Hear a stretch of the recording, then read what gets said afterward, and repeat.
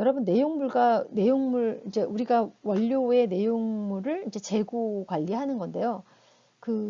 항상 원료와 내용물에 대해서는 품질 성적서를 가지고 있어야죠. 여러분 성적서라고 했죠. 그런 어떤 뭐 수치 실험적으로 나왔던 성적들 그런 것들이고 그 성적서에 이제 MSDS는 알아두세요.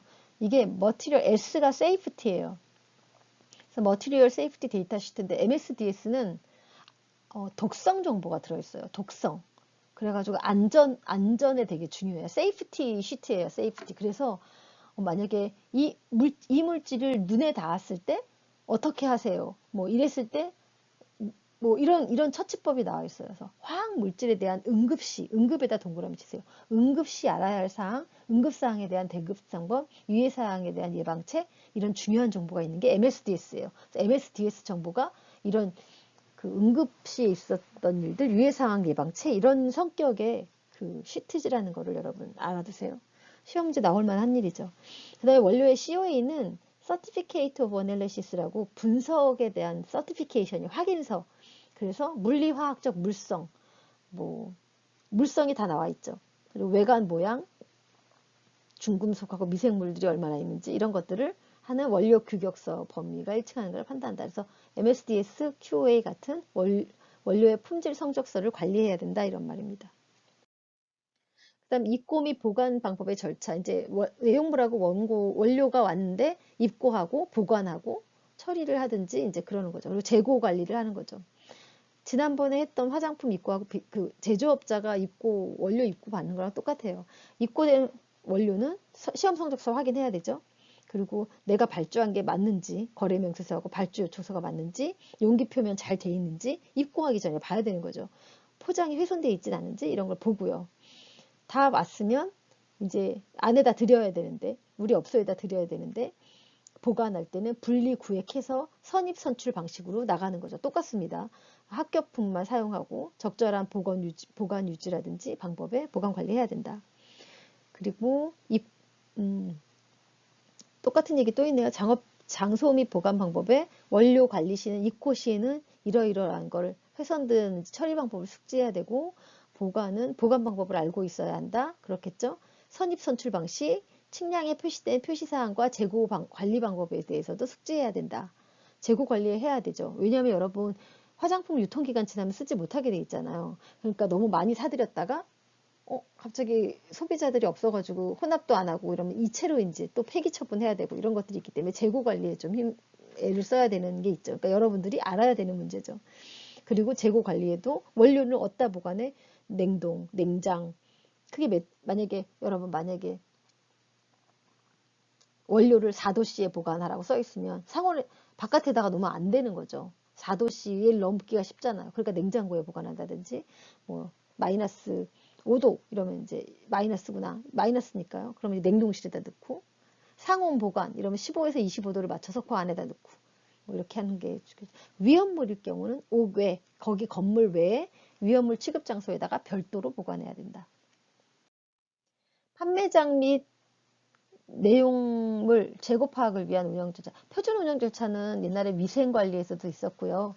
하나 또 제가 지금 기억이 잘 안 나는데 그 고객들 피부 뭐 문제 생겼을 때 고객 관리할 때도 SOP가 있었죠. 재고 관리에도 SOP가 있습니다. SOP로 이런 작업을 하는 사람은 이런 절차에 따라서 하라는 표준 오퍼레이팅 프로시저죠. 그리고 이런 절차서는 명료하게 써 있어서 누구나 봐도 알아볼 수 있게 해줘야죠. 이걸 사용하기 전에 승인된 자에 의해서 승인이 되고 서명과 날짜가 기재되어야 된다. 그리고 이러한 절차 철회, 배포, 분류되어야 되고 폐기된 문서가 사용하지 않음을 확인할 수 있는 근거가 되어야 된다. 이효기간이 만료되는 작업 구역에서부터 회사에 폐기해야 된다. 관련 직원이 쉽게 이용할 수 있어야 된다. 수기로 기록해.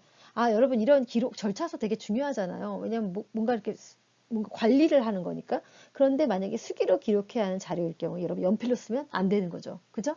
왜냐면 이렇게 지워지거나 그러면 안 되는 거예요. 기입할 내용을 표시하는데 지워지지 않는 검정색 잉크로 읽기 쉽게 작성을 하고 날짜 분명히 넣어야 되겠죠. 그리고 서명 누군지. 그리고 필요한 경우에 수정을 하는데 수정은 할 수 있는데 원래 기재사항을 남겨두어야 돼요. 그리고 수정하면 왜 수정했는지 남겨두어야 다음에 온 사람, 다음에 오거나 다음에 관리할 때도 그 원료물들에 대한 그 관리를 할 수가 있는 거죠. 아셨죠? 원래 기재사항을 남겨둔다는 거, 그리고 수정 이유를 기록한다는 거. 그래서 원료 입고 출고에 구매 요청서, 성적서, 그리고 현품이 일치하는지에 대한 원료 입출고 관리장을 기록해야 되고, 원료가 출고될 때도 원료의 수불장이 기록해야 된다. 원래 원료 수불장은 입고 출고 다 해갖고 재고 관리를 하는 그런 것들을 얘기하거든요. 그래서 재고 관리 파악을 할 때 원료 수불장을 작성해서 관리를 해야 된다는 거 알아두세요. 그리고 이거는 뭐 사실은 이건 좀 약간 그냥 별 참견 다 하네 이런 생각이 들었는데 그 맞춤형 화장품 업소를 운영하면서 재고 관리를 잘해야 된다는 얘기를 하는 것 같아요. 재고 관리를 안 하면 너무 원료하고 내용물이 익스파이어 데이트가 넘어가니까 폐기 처분하거나 이래야 되니까 어, 그 소분 계획서에 따라 원료가 어느 정도 소요되는지, 그리고 재고가 남는지, 모자르는지, 그리고 그 원료를 주문했을 때 이게 2주 걸리거나 막 이러면은 이제 미리미리 해야 되는 거죠.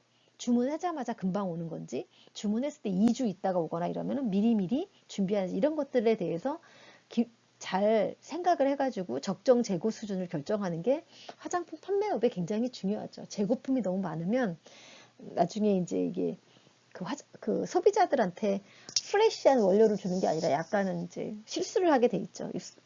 그래서 이제 이런 것들을 더 주의 깊게 얘기하고 있습니다. 원료 규격서 그때 이제 아까 스페시피케이션 얘긴데요. 이렇게 되어 있다는 걸 예시를 그 참고 내용에 하고 있어서 제가 이렇게 했습니다. 성상, 냄새, 시험 성적서죠. 거의 중금속 얼마, 이 원료, 그러니까 A라고 하는 원료를 제가 이제 구입을 했을 때, 유통기간 얼마고, 뭐, 보관 조건 여기 이제 20에서 25도에다 넣고, 햇볕을 차단해야 되네. 이렇게 이제 이런 식으로 알게 되면서, 원료를 보관하고 관리할 수 있게 해놓는 거죠.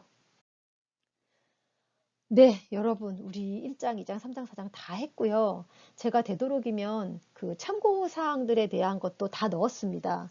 그래서 거의 뭐, 네, 제 슬라이드가 거의 그 식약처에 있는 슬라이드를 거의 다 넣으려고 노력을 했고요. 아무튼 여러분 꼭 그 자격증 따시고 이번에 그냥 한 번에 승리합시다. 여러분 지금까지 경청해 주셔서 감사합니다.